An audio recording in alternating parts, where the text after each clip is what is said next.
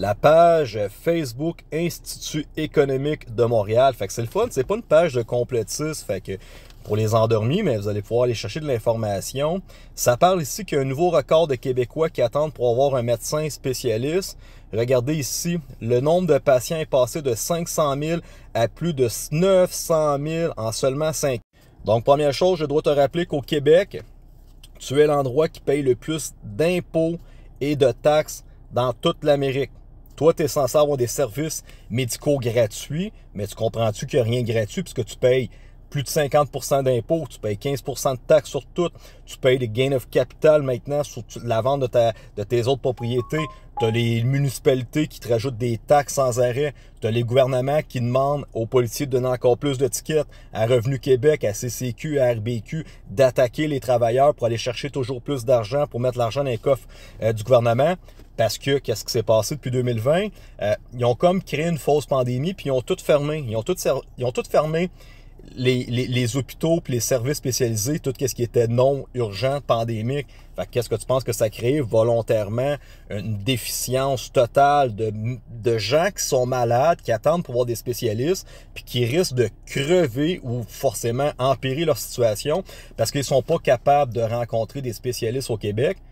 Et pourtant, le gouvernement se cache pas de continuer à te taxer et aller te chercher de l'argent, par exemple, puis d'engager des huissiers pour geler tes comptes de banque et aller chercher de l'argent directement dans tes affaires. Mais pourtant, toi, normalement, tu serais censé avoir en échange des services A1. Tu serais censé, quand tu fais affaire avec un fonctionnaire, à SAC, au gouvernement, puis tout ça, ben Chris, avec la quantité d'argent que tu donnes à cette machine-là, ah non, c'est vrai, le gars, faut qu'il donne des milliards à ses amis qui font des projets de Norvol, puis de SAC-Clic, puis tout le monde s'enrichisse avec des millions dans la corruption. Mais par exemple, le petit Québécois, il a de la misère à payer son épicerie, il est plus capable de payer son loyer. Et il n'y a surtout pas d'accès à ces services médicaux gratuits qui serait censé avoir.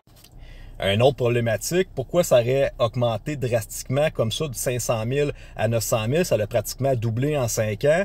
Je te rappelle que le Québec et le Canada ont une politique d'immigration massive. On fait venir beaucoup d'immigrants ailleurs qui pourtant, nous, on paye des taxes et des impôts depuis toute ton existence. Tes parents ont payé ça, tes grands-parents ont payé ça.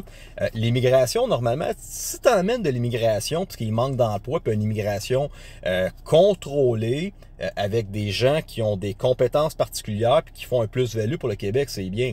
Mais quand tu importes des gens du tiers-monde, du Pakistan, de l'Inde puis tout ça, qui s'en viennent chercher des ressources que le gouvernement, parce que tu vas faire tes recherches, le gouvernement prenne notre argent, non seulement il envoie des milliards en Ukraine pour une guerre qui ne nous regarde pas, mais il donne cet argent-là à tous les réfugiés. Et qu'est-ce que ça fait?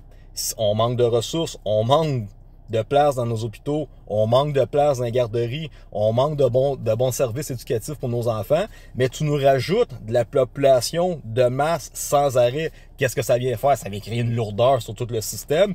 Déjà qu'on n'arrive pas à offrir un service adéquat aux Québécois, tu nous emmènes de l'immigration massive qui vient saturer encore plus nos services médicaux. Donc, le fait est d'être au Québec, non seulement tu t'appauvris comme ça n'a pas un crise de bon sens, c'est impossible de mettre l'argent de côté au Québec parce que le système est socialiste, communiste, ils veulent volontairement te planter. Puis en plus de ça, la fois que tu vas être tombé malade ou que tu vas avoir besoin de rencontrer un spécialiste, tu seras pas capable, tu vas être sur la liste d'attente pendant 1 an, 2 ans, 3 ans, 5 ans, puis finalement, tu vas crever sans être soigné. Donc, Institut économique de Montréal, en attente d'un médecin doublé en 5 ans.